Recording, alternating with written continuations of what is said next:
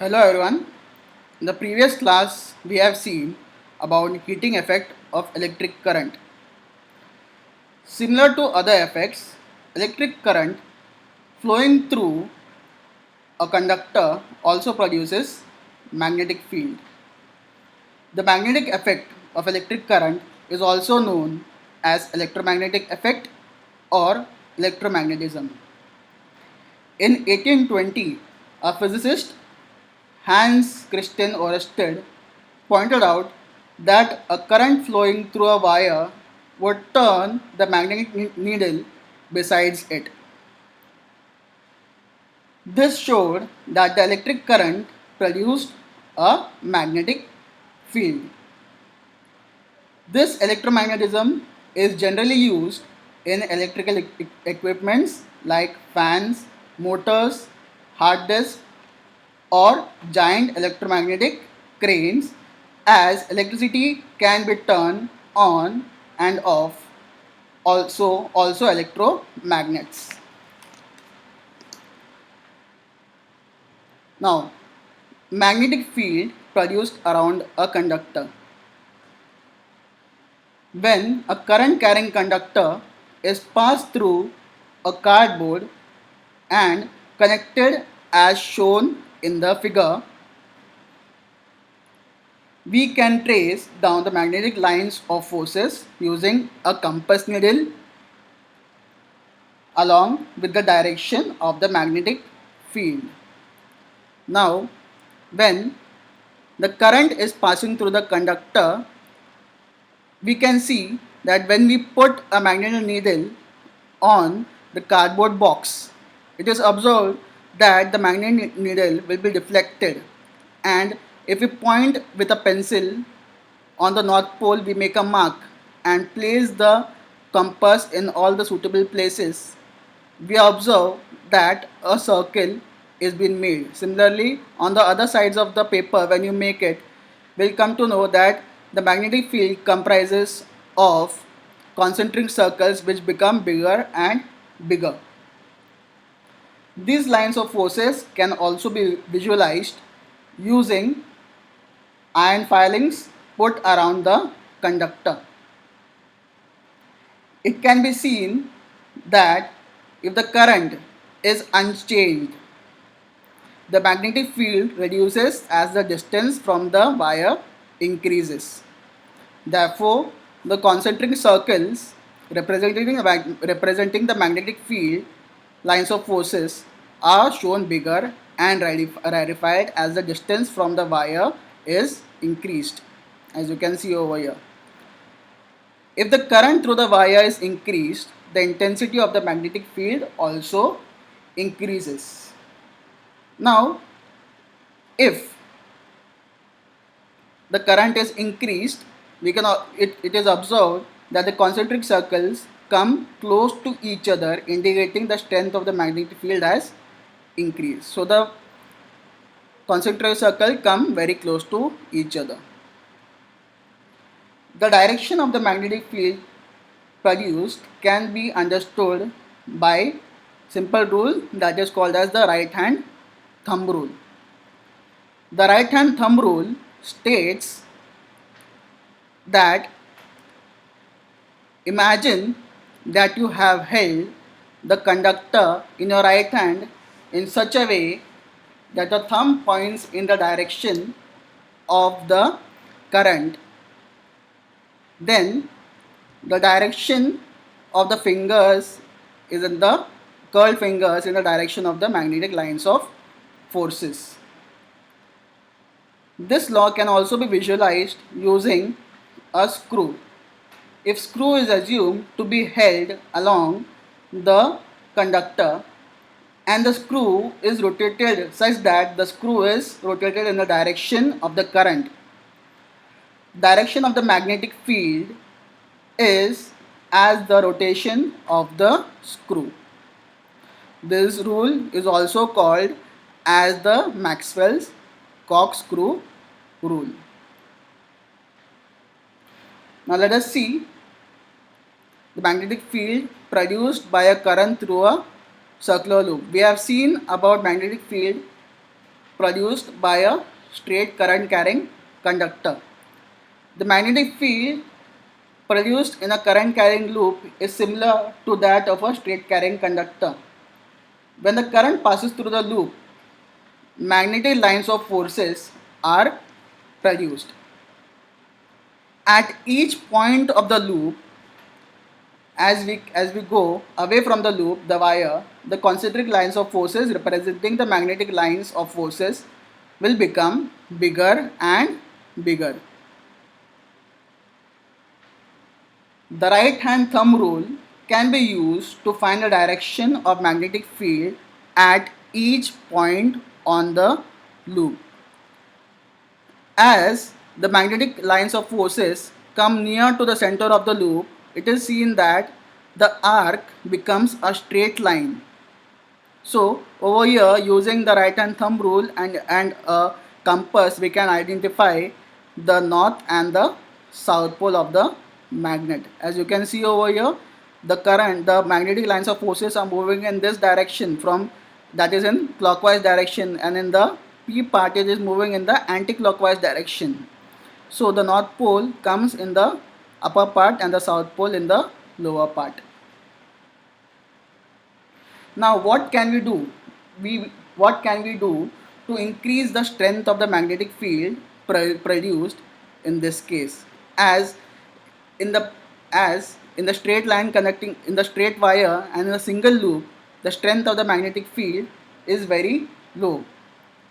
It can be seen from this video that in a straight wire, in a loop, the magnetic field is less. Now as the number of loop goes on increasing, the magnetic strength also goes on increasing, and also the magnetic lines of forces, also the density of them goes on increases. It can be seen from this simulation.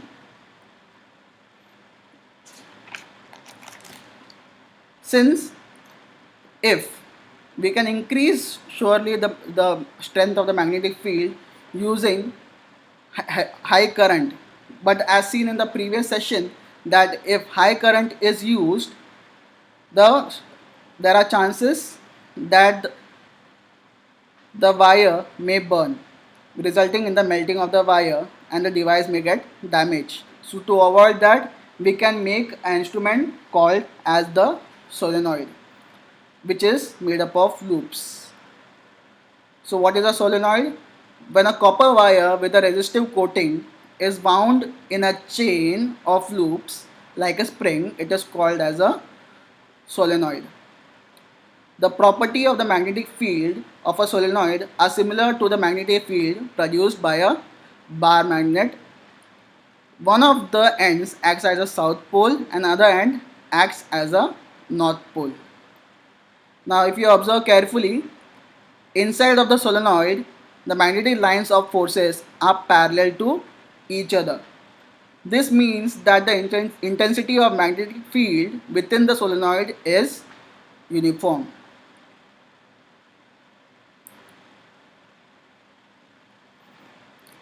The direction of the magnetic field can also be found using the right hand thumb rule in the case of a solenoid.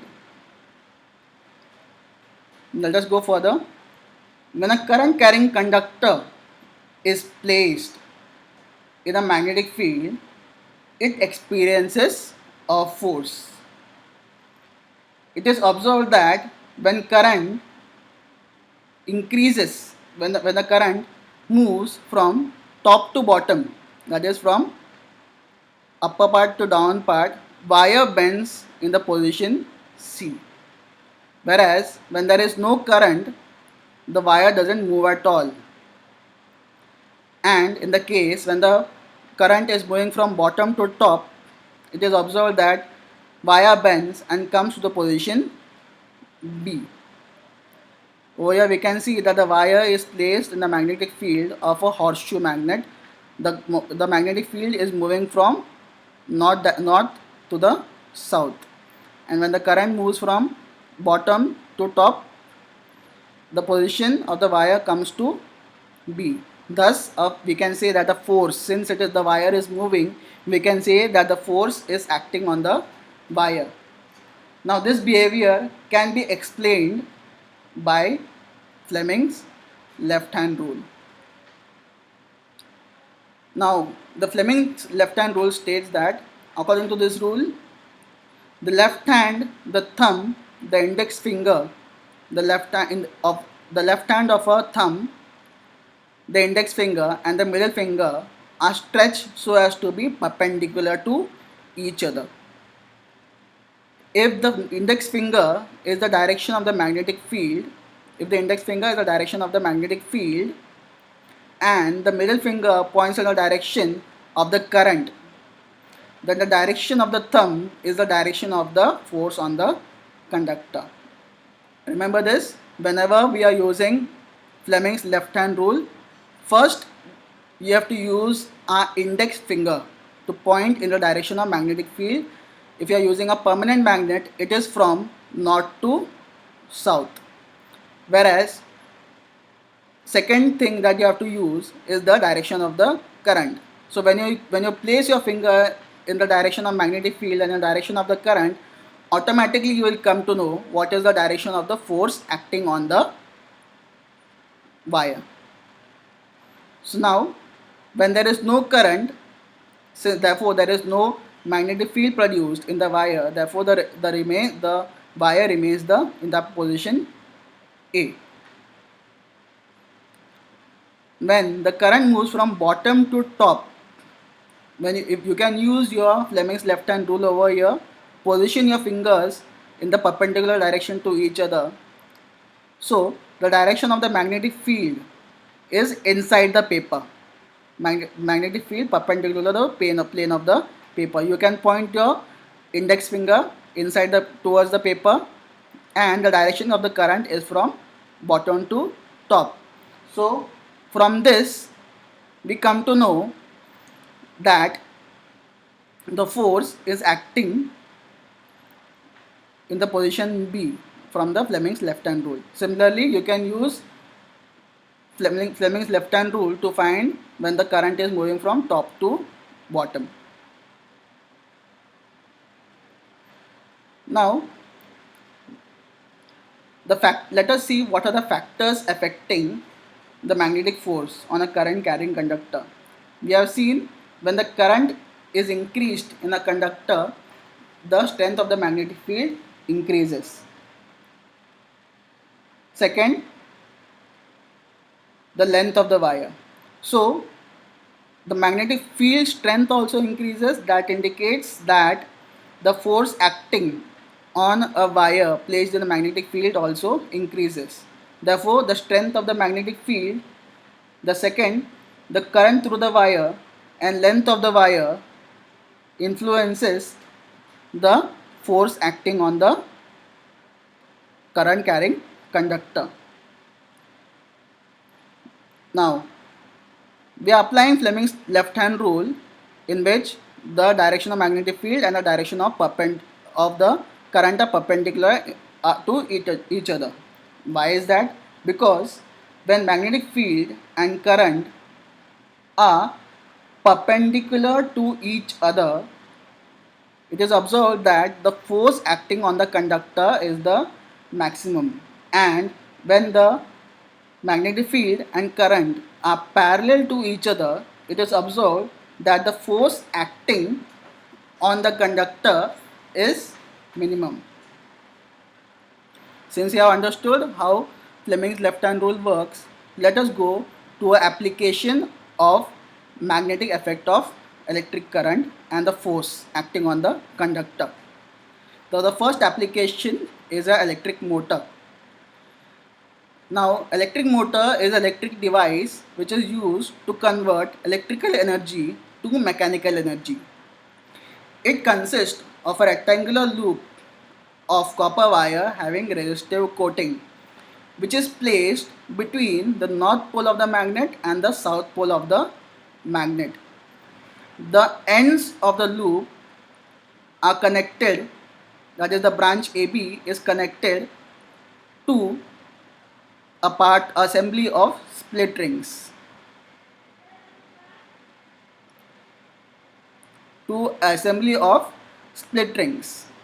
Splittering means the ring is broken at the center.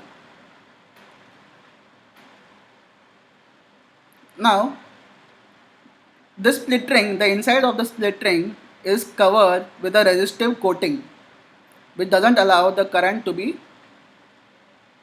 pass through the inside of the split ring. The inside coating is attached firmly to the axle of the motor. Now the electrical current is given to the split rings and the wires using carbon brushes, that is position E and F. Now let us see the working of this. Now when a circuit is completed as shown in the figure, the current flows in the branch AB. Now we can branch AB of the loop from A through B. Carbon brushes E and F. Since the direction of the magnetic field is from north to south, according to Fleming's left-hand rule, a force is exerted in the branch AB. A force is exerted in the branch AB and it pushes it down, as you can see in this animation. The current in CD branch is in the opposite direction of the current in the AB branch. So since the magnetic field is from north to south, using Fleming's left-hand rule, we come to know that the branch CD is pushed, a force is acting on the branch CD and it is pushed in the upward direction. And therefore a force is exerted on the branch CD in the upward direction. Thus the loop and the axle start rotating in the anti-clockwise direction as seen in this animation. After half a turn, the branch CD is now in the position of branch AB and the branch AB comes to the position of branch CD. Now the two halves of the split ring after some time, therefore a force is exerted in the branch. Now what happens over here?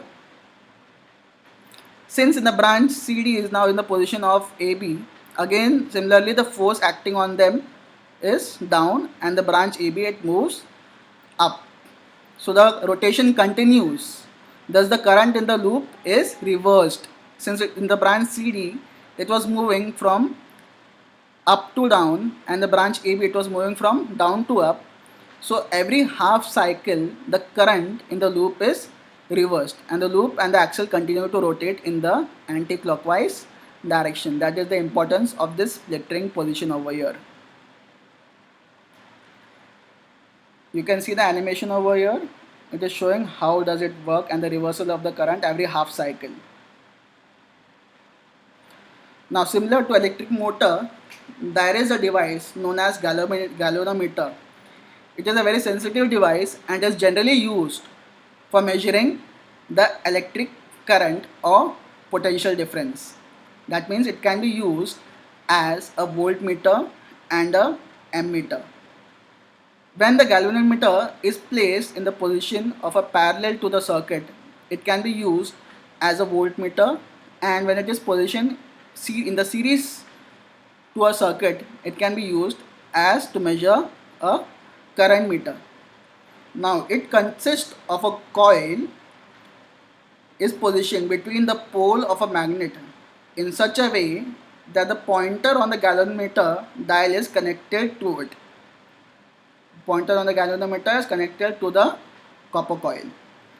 When a small current flows through the coil will rotate, indicating how much current is being utilized in the circuit.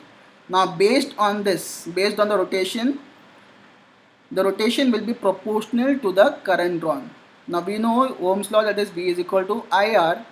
When current increases, the voltage also increases. So based on this analogy, we can find out how much voltage and how much current is being utilized in the electric circuit using the galvanometer. Thank you. In the next class, we'll be learning about electromagnetic induction.